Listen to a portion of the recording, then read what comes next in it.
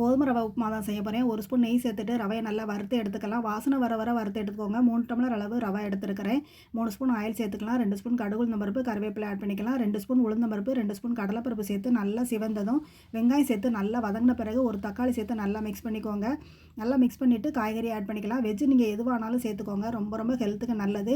தேவையான அளவு உப்பு, காரத்துக்கு தகுந்த மாதிரி மிளகாய் சேர்த்து நல்லா மிக்ஸ் பண்ணி விட்ட பிறகு 3/4 பதம் காய்கறி வெந்த பிறகு தண்ணீர் ஆட் பண்ணிக்கலாம். 1 கப் ரவைக்கு 2 கப் தண்ணி சேருங்க, கரெக்டாக இருக்கும். தேவையான அளவு உப்பு சேர்த்து நல்லா கொதி வந்த பிறகு ரவையை ஆட் பண்ணிக்கலாம். ரவையை மொத்தமாக கொட்டிடாதீங்க, கொஞ்சம் கொஞ்சமாக சேர்த்து நல்லா மிக்ஸ் பண்ணி விட்டுக்கிட்டே இருங்க. எல்லாம் சேர்த்து நல்லா மிக்ஸ் பண்ணதும் மூடி போட்டு ஒரு 10 நிமிஷம் வைங்க. நல்லாவே வெந்து வந்துடும். ஹெல்த்துக்கு ரொம்ப ரொம்ப நல்லது. டிஃபன் பாக்ஸ் கூட நீங்கள் இந்த மாதிரி செஞ்சு கொடுக்கலாம்.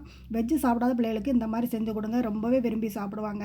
கண்டிப்பாக இதே அளவுகளோடு ட்ரை பண்ணி பாருங்கள். நல்லாவே உதிரியாக சூப்பராக இருந்துச்சு. வீடியோ பிடிச்சிருந்தா லைக் பண்ணி சப்ஸ்கிரைப் பண்ணுங்கள். தேங்க்ஸ் ஃபார் வாட்சிங். Bye friends.